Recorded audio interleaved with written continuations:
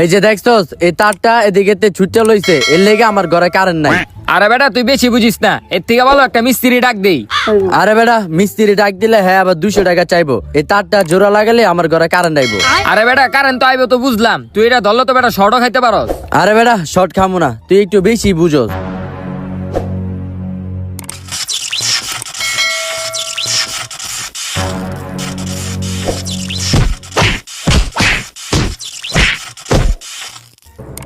হ্যাঁ হ্যাঁ, আমার বন্ধুর কি হলো, তাড়াতাড়ি ডাক্তার কাছে লয়ে যেতে হইব। ডাক্তার সাহেব আমার বন্ধুরে দেখেন কি জানি হইছে। হ্যাঁ হ্যাঁ হ্যাঁ, উঠান উঠান। কি হইছে আপনার বন্ধু? ওই কারেন্টের শর্ট খাই এমন অবস্থা হইছে।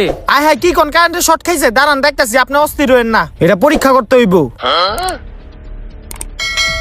হ্যাঁ পরীক্ষা করা শেষ, আমি এক্স এর কাগজটা লয়ে আহি, আপনি এই জায়গায় দাঁড়ান।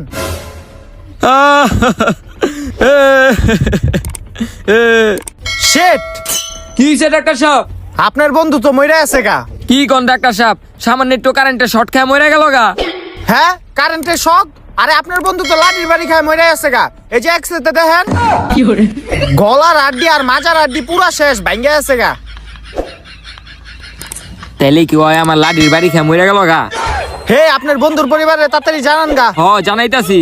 মইরা আছে গা পোলাটায়।